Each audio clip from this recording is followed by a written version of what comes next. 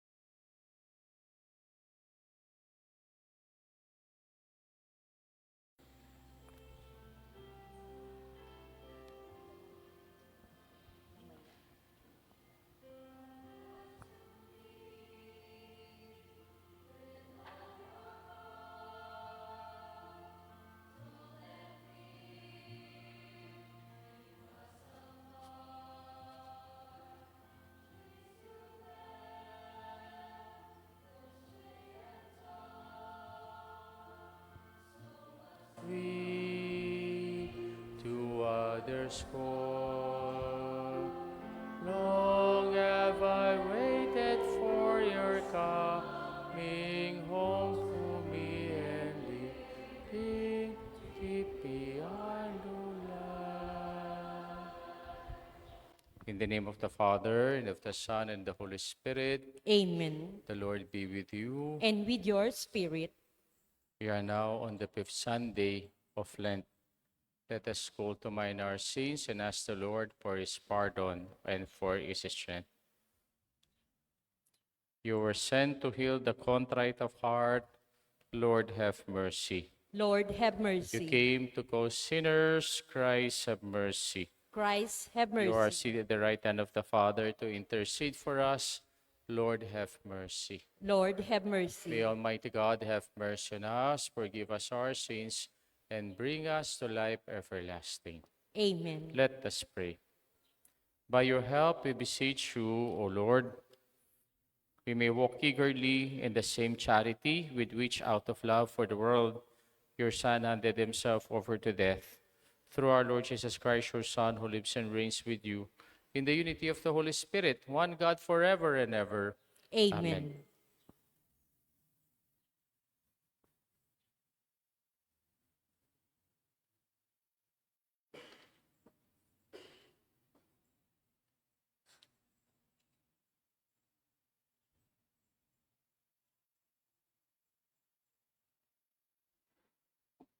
A reading from the book of the prophet Ezekiel.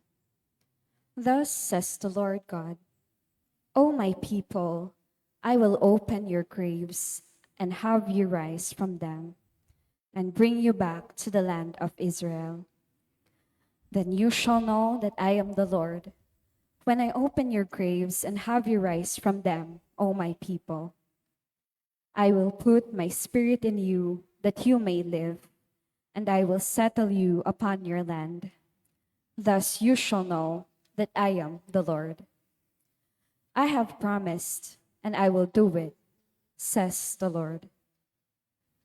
The word of the Lord. Thanks be to God. With the Lord there is mercy and fullness of redemption. With the Lord there is mercy and fullness of redemption. Out of the depths I cry to you, O Lord. Lord, hear my voice. Let your ears be attentive to my voice in supplication. With the Lord there is mercy and fullness of redemption. If you, O Lord, mark iniquities, Lord, we can stand. But with you is forgiveness, that you may be revered. With the Lord there is mercy and fullness of redemption. I trust in the Lord, my soul trusts in his word. More than sentinels wait for the dawn, let Israel wait for the Lord. With the Lord there is mercy and fullness of redemption.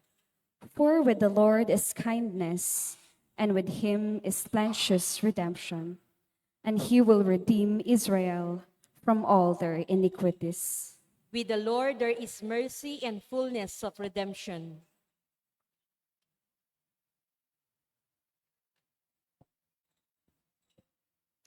A reading from the letter of St. Paul to the Romans. Brothers and sisters, those who are in flesh cannot please God, but you are not in the flesh. On the contrary, you are in the Spirit, if only the Spirit of God dwells in you. Whoever does not have the Spirit of Christ does not belong to him.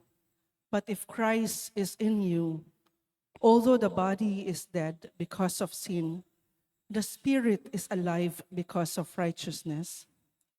If the Spirit of the one who raised Jesus from the dead dwells in you, the one who raised Christ from the dead will give life to your mortal bodies also, through his Spirit dwelling in you. The word of the Lord. Thanks be to God. Please stand to honor the Holy Gospel.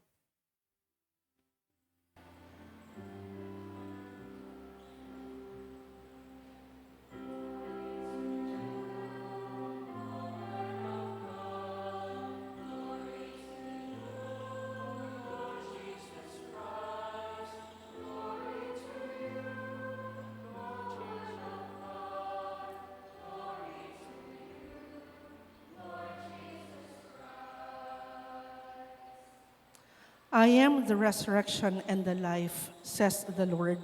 Whoever believes in me, even if he dies, will never die.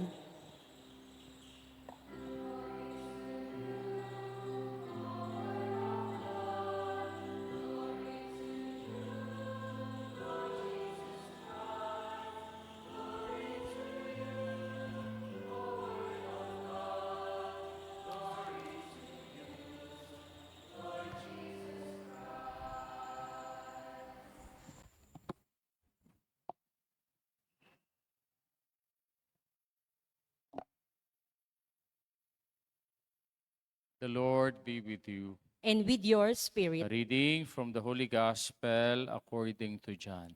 Glory to you, O Lord.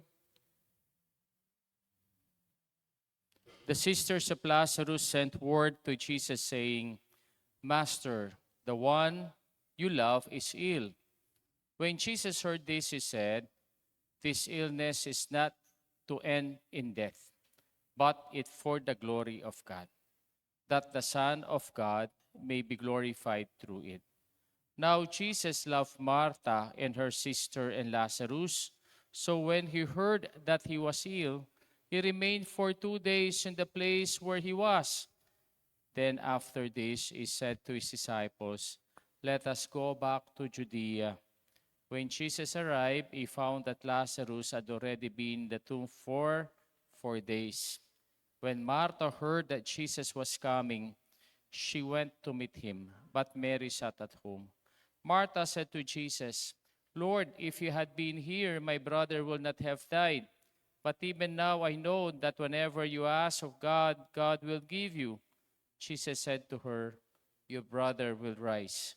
Martha said, I know he will rise in the resurrection on the last days. On the last day, Jesus told her, I am the resurrection and the life. Whoever believes in me, even if he dies, will live.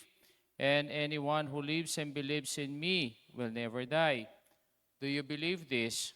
She said to him, Yes, Lord, I have come to believe that you are the Christ, the Son of God, the one who is coming into the world. He became perturbed and deeply troubled and said, Where have you laid him? They said to him, Sir, come and see. And Jesus wept. So the Jews said, See how he loved him. But some of them said, Could not the one who opened the eyes of the blind man have done something so that this man would not have died? So Jesus, perturbed again, came to the tomb. It was a cave, and a stone lay across it. Jesus said, Take away the stone. Martha, the dead man's sister, said to him, Lord, by now there will be a stench. He has been dead for 4 days. Jesus said to her, Did I not tell you that if you believe, you will see the glory of God? So they took away the stone. And Jesus raised his eyes and said, Father, I thank you for hearing me. I know that you always hear me. Because of the crowd, here I have said this, that they may believe that you sent me. And when he had said this, he cried out in a loud voice, Lazarus, come out. The dead man came out, tied hand and foot with burial hands, or burial bands, and his face was wrapped in a cloth.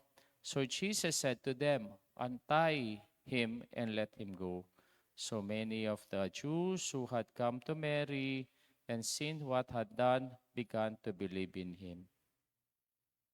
The gospel of our salvation. Praise to you, Lord Jesus Christ. Magandang hapon po sa inyong lahat.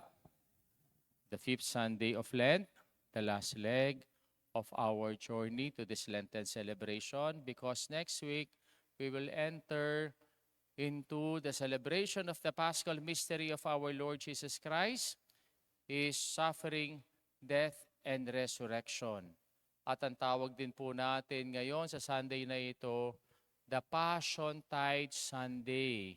Kaya kung napapansin po natin, our images at the altar, at our retablo, they are all covered with this violet cloth. Ang ibig sabihin nito, we are longing to see our Lord Jesus Christ and have a deeper relationship with Him at the celebration, in this celebration of this Holy Week.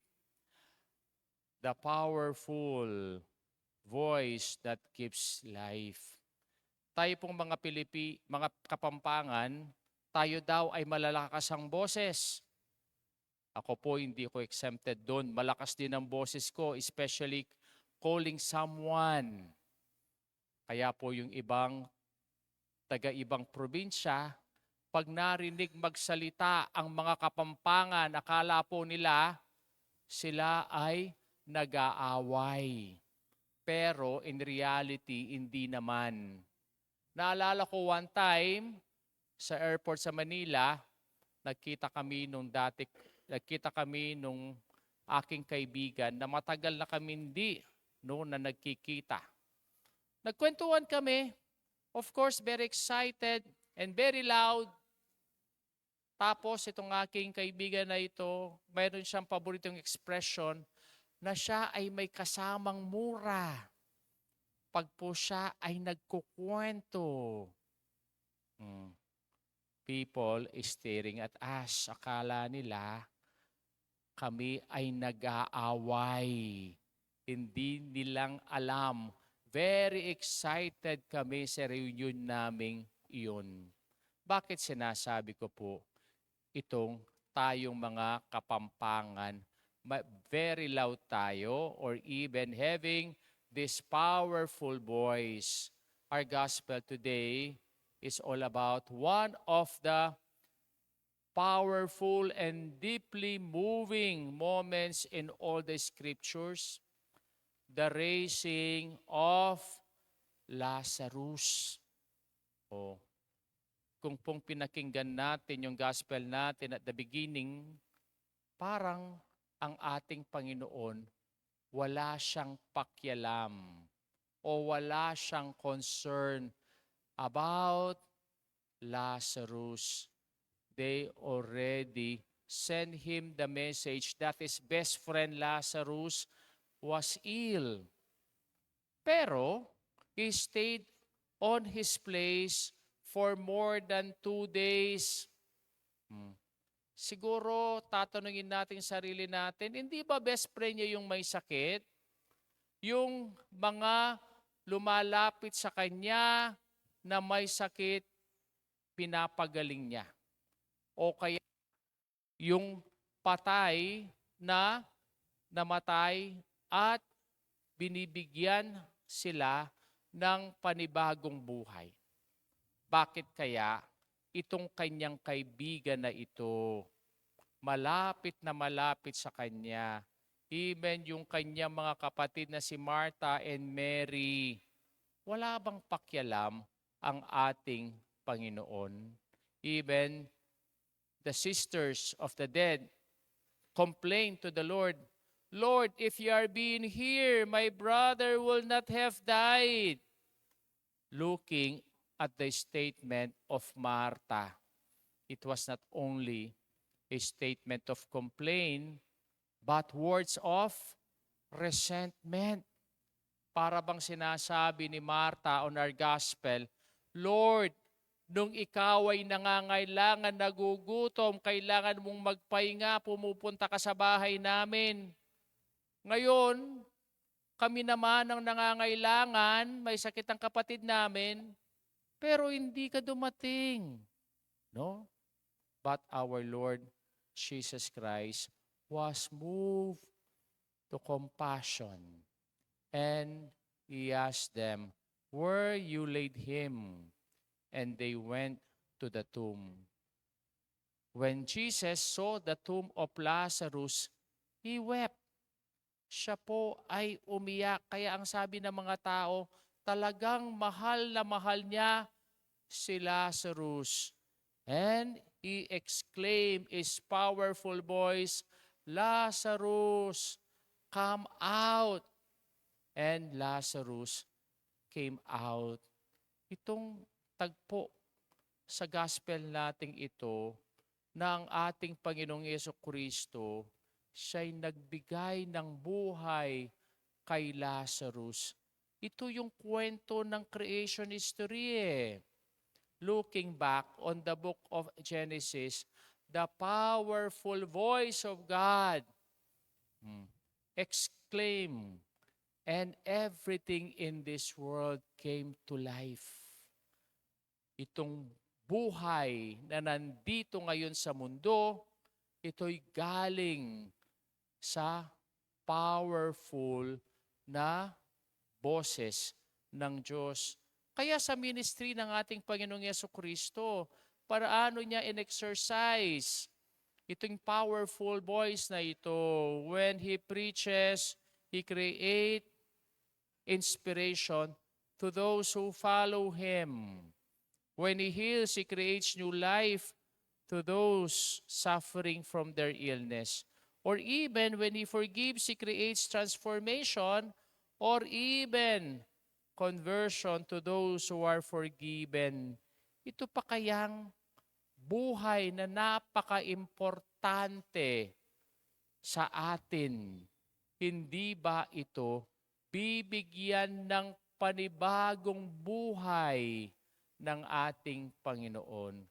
Actually, sa panahon po natin ngayon, tayo ay nakakaranas ng kamatayan. Sinong hindi nakakaranas ng kamatayan dito? The suffering that we are experiencing now because of the ongoing war in the Middle East.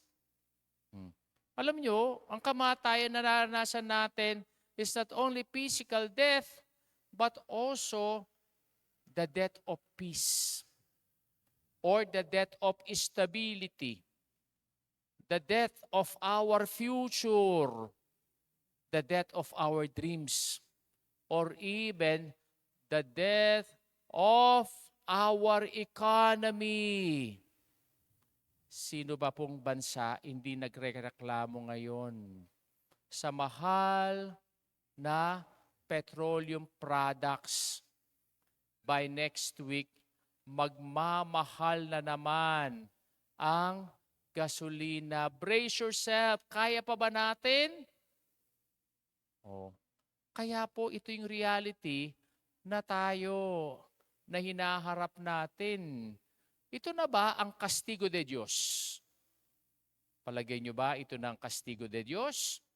The wrath of God because of the sinful world? Ako po, hindi ko iniisip yun. That God is a God is a castigador. No?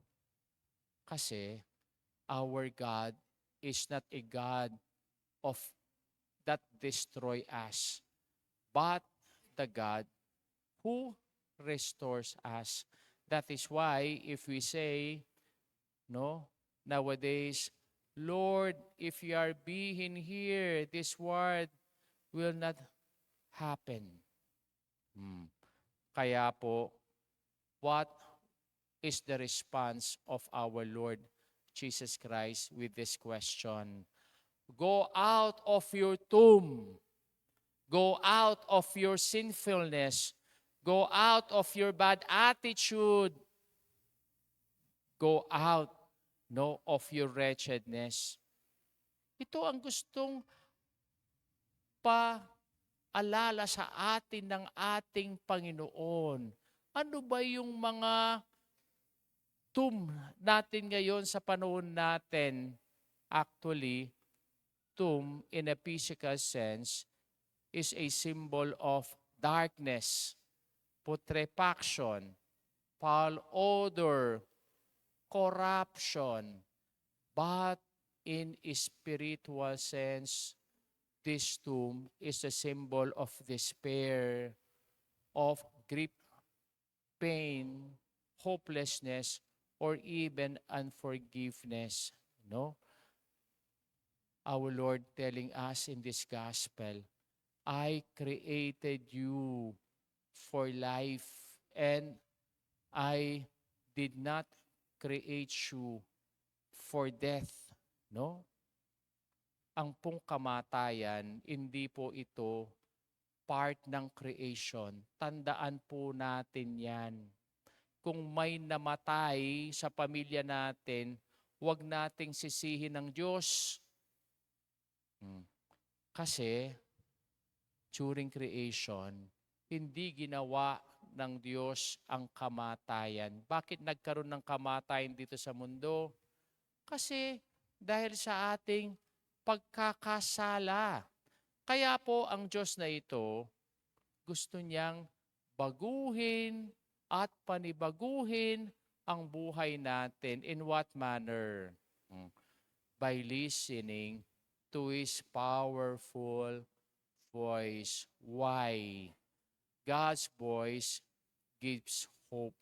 Napakaganda ng ating first reading, best described by Prophet Ezekiel, and he said to us, "When I open your graves and have you rise from death, O my people, I will put my spirit in you that you may have life." Kaya po, itong buhay na ito na binibigay sa atin ng Diyos, ito ay isang regalo na galing sa Kanya. Kahit po tayo ay mamatay, ibabalik niya ang buhay na ito. Even in our gospel, when our Lord commanded the people to open the gate of the tomb, the sister of the dead said to the Lord, "Lord, by now there will be a stench.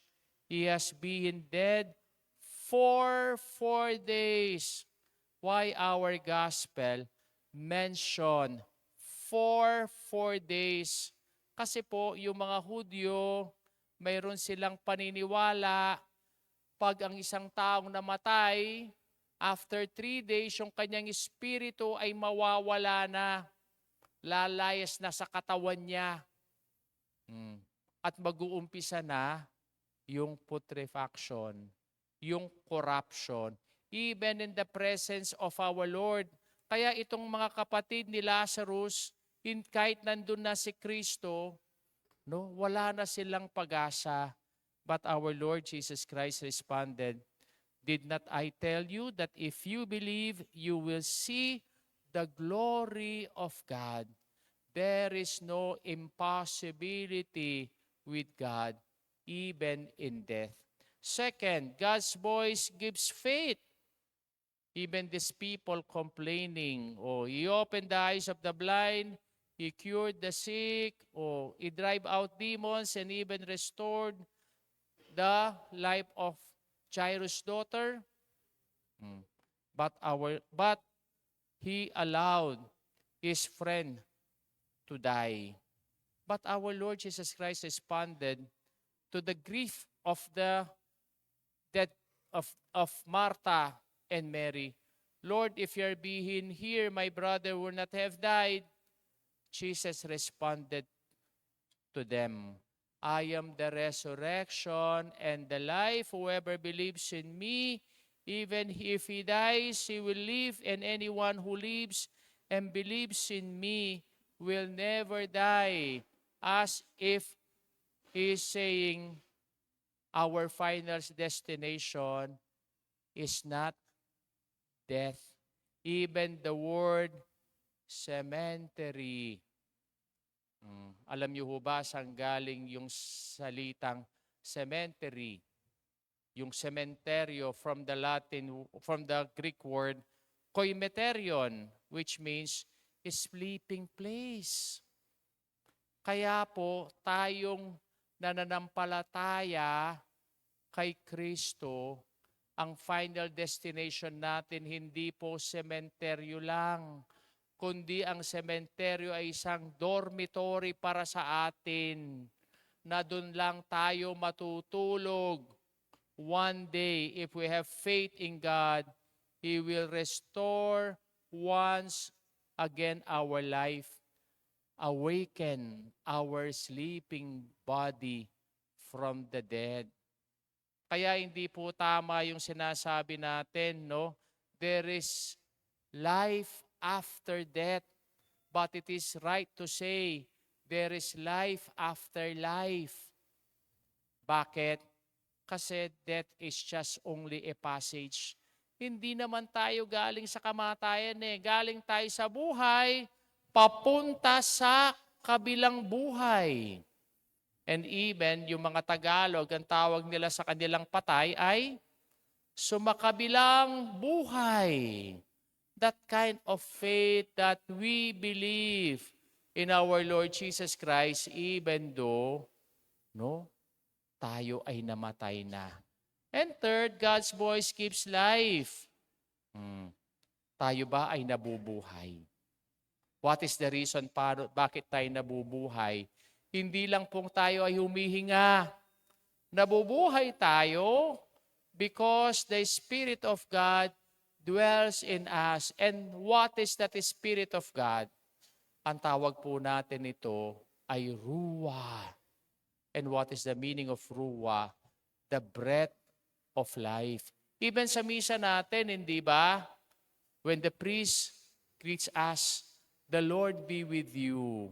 What will be our answer before? And also with you. Why now?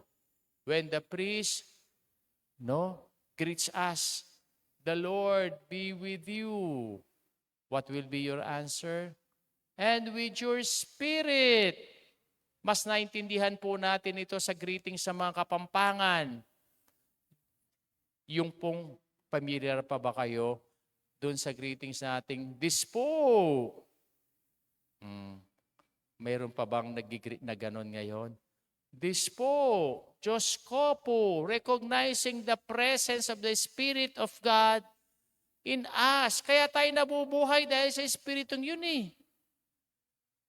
This is best described in our second reading by St. Paul. If God's Spirit in us, then we are no longer bound to death. Yes, mamamatay ang katawan. Yes, malulusaw ang katawan. Yes, mawawala itong buhay na katawan. Pero ang Espiritu, hindi po ito mawawala. At yun ang patuloy na binubuhay sa atin ng ating Panginoon. As we celebrate the last Sunday of Lent, let us look back on the first day of the Lenten season is to remember the challenge of the priest or even the AMDC who impose ashes on your forehead. Ano kasing sinabi niya? Repent and believe in the gospel. Maniwala kayo sa powerful voice ng Diyos. Kaya itong powerful voice na ito na nagbigay ng panibagong buhay kay Lazaro, ito ang kailangan natin ngayon. Itong karanasan natin na tayo ay unting namamatay sa mga karanasan nating naghihirap tayo because of the ongoing war in the Middle East. Kaya, do not lose hope. Do not lose faith. Do not lose life. Because the powerful voice of our Lord Jesus Christ will give us another life, life everlasting in heaven. Let us now profess our faith all together. I believe in God, the Father Almighty, creator of heaven and earth, and in Jesus Christ, his only Son, our Lord, who was conceived by the Holy Spirit, born of the Virgin Mary, suffered under Pontius Pilate, was crucified, died, and was buried. He descended into hell. On the third day, he rose again from the dead. He ascended into heaven, and is seated at the right hand of the God the Father Almighty. From there, he will come to judge the living and the dead. I believe in the Holy Spirit, the Holy Catholic Church, the communion of saints, the forgiveness of sins, the resurrection of the body, and life everlasting. Amen.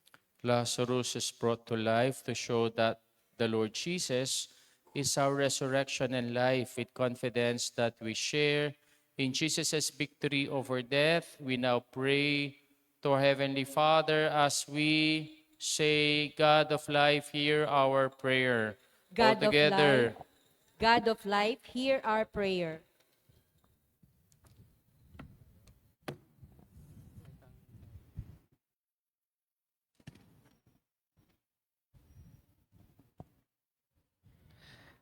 May your church and her leaders hold on to your promise of resurrection in prayer, service to each other, and in trials and tribulations of all God's people. We pray. God of life, hear our prayer.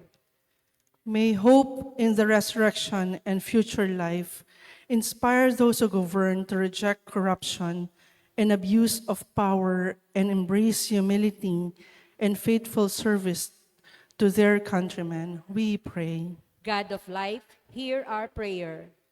May the Lord comfort those who attend to the sick members of their family and those who, like Martha and Mary, mourn the passing of their loved ones. We pray. God of life, hear our prayer. May the victory of Christ over sin and death convince us that nothing can separate us from the love of God in Jesus our Lord. We pray. God of life, hear our prayer. May those who have passed away from this life hear the voice of the Lord when he called out to Lazarus to rise and come out of the tomb. We pray. God of life, hear our prayer. Let us pray for the urgent concerns of our community and our personal intentions.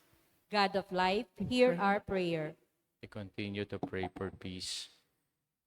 Let us pray to the Lord. God of life, God hear of our life, hear our prayer. prayer. Faithful Father, raise us into new life through the passion, death, and resurrection of your beloved Son. We ask this through Christ our Lord. Amen. Amen.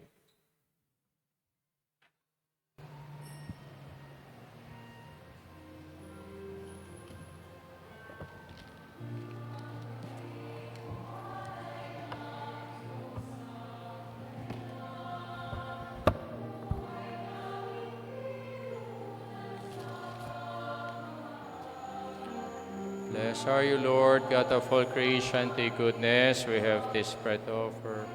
Pork, shaman, and faith will become for us our spiritual drink, the spiritual bread. Let us bless the Lord.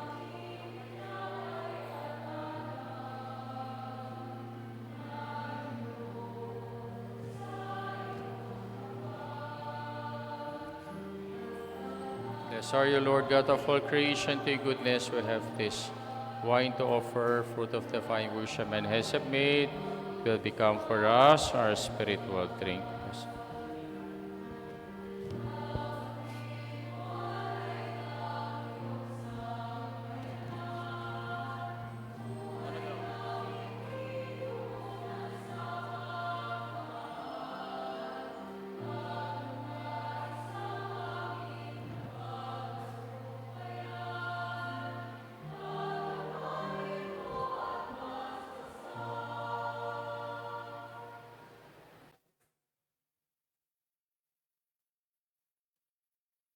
Pray, my brothers and sisters, that my sacrifice and yours may be acceptable to God, the Almighty Father. May the Let us Lord accept accept the sacrifice at your hands for the praise and glory of his name, for our good and the good of all his holy church.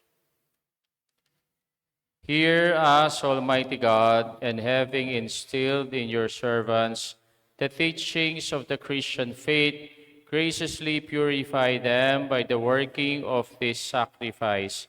Through Christ our Lord. Amen. The Lord be with you. And with your spirit, Lift up your hearts. we lift them up to the Let us Lord. give thanks to the Lord our God. It is right and It is just. surely right and just, our duty and our salvation, always and everywhere, to give you thanks, Lord, Holy Father, Almighty and eternal God, through Christ our Lord. For as true man, he wept for Lazarus, his friend, as eternal God raised him from the tomb, just as taking pity on the human race, he leads us by the sacred mysteries of new life.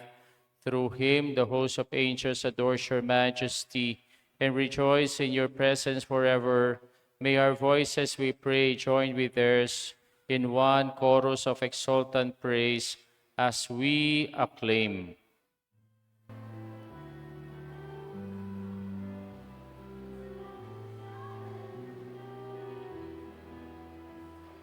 Santo, Santo, Santo, Panginoong Diyos, napupuno ang langit at lupa, dakilaan mo.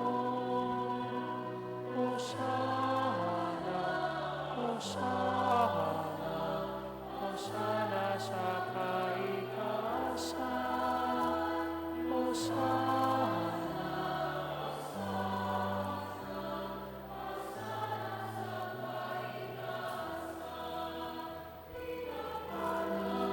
Naparito sa ngalan ng Panginoon.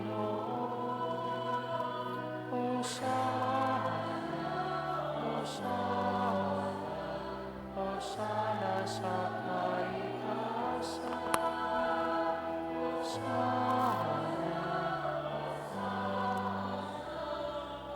Sana sa kaitaasan. You are indeed holy, O Lord, the fount of all holiness. Make holy, therefore, these gifts, we pray, by sending down your Spirit upon them like the dewfall, so that they may become for us the body and blood of our Lord Jesus Christ.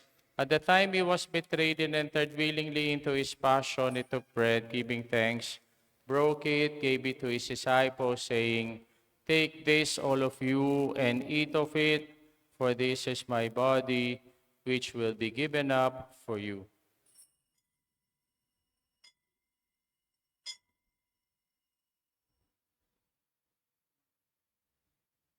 In a similar way, when supper was ended, he took the chalice and once more giving thanks, he gave it to his disciples, saying, "Take this, all of you, and drink from it, for this is a chalice of my blood, the blood of the new and eternal covenant, which will be poured out for you and for many for the forgiveness of sins. Do this in memory of me."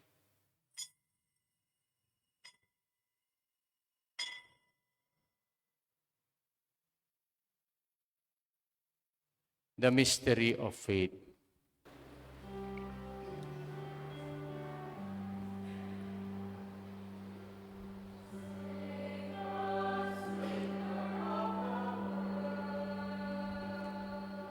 Save us, Savior of the world.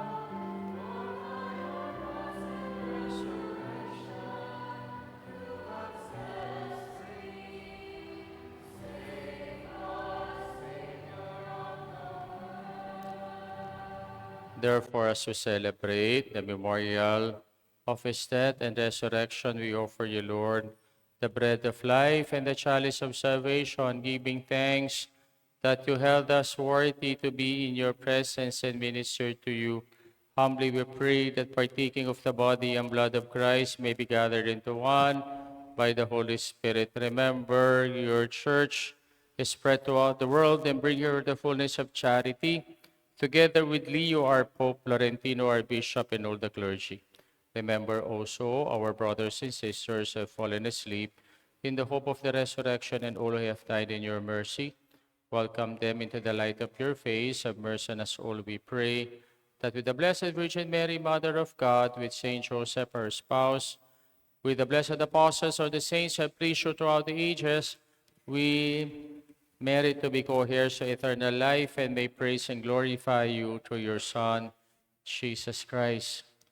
Through him, with him, and in him, O God, Almighty Father, in the unity of the Holy Spirit, all glory and honor is yours forever and ever. Amen. Amen. Amen.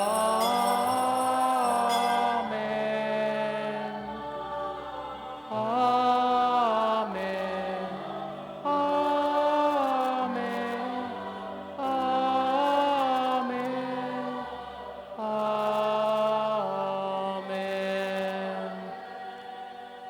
At the Savior's command and formed by divine teaching, we dare to say,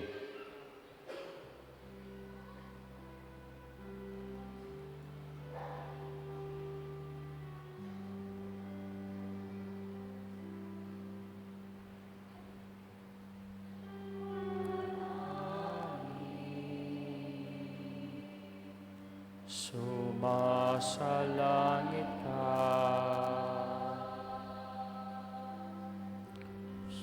Sambahin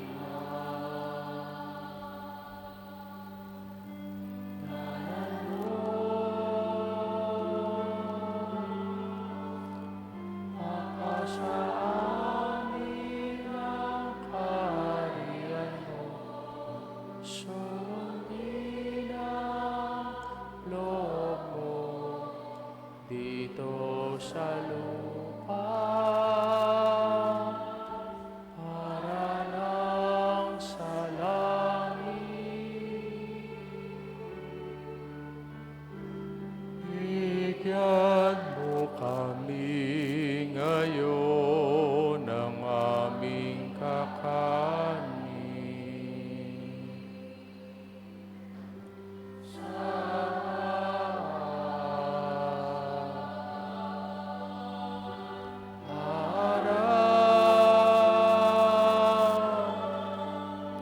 At patawarin mo aming sala tulad ng aming pagpapatawad sa nagkakasala sa amin.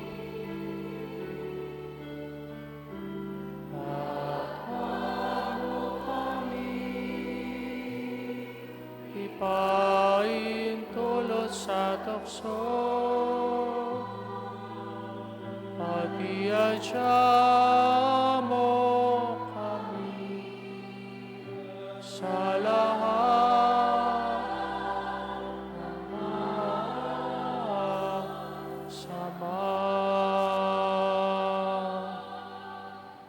Deliver us, Lord, we pray, from every evil. Graciously grant peace in our days, that by the help of your mercy we may be always free from sin and safe from all distress as we await the blessed hope and the coming of our Savior, Jesus Christ. For the kingdom, the power, and the glory are yours, now and forever. Lord Jesus Christ, you said to your apostles, peace I leave you, and my peace I give you. Look not on our sins, but on the faith of your church, and graciously grant her peace and unity in accordance with your will, who live and reign forever and ever. Amen. The peace of the Lord be with you always. And with your spirit. Let us now offer each other the sign of peace. Kayapan po kaya kayungan. Peace to everyone.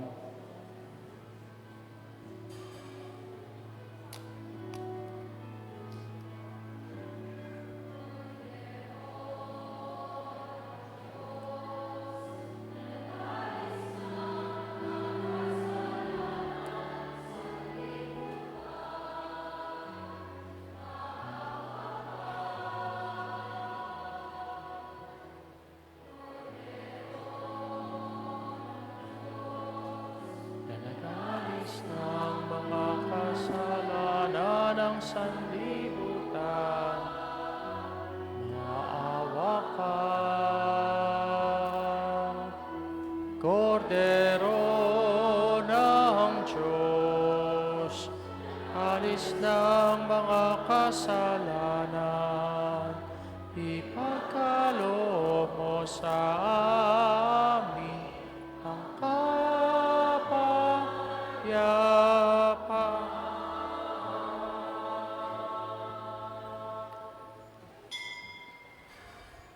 Behold the Lamb of God. Behold him who takes away the sins of the world. Blessed are those called to the supper of the Lamb. Lord, I am not worthy that you should enter under my roof, but only say the word, and my soul shall be healed. With the body and blood of our Lord Jesus Christ, keep us safe for eternal life. Amen. Amen.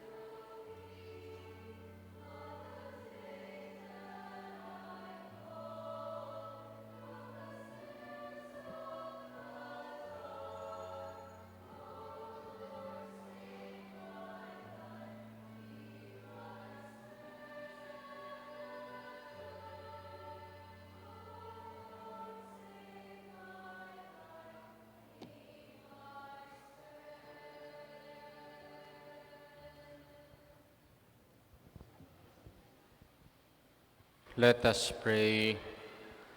We pray, Almighty God, that we may always be counted among the members of Christ, on whose body and blood we have communion, who lives and reigns forever and ever.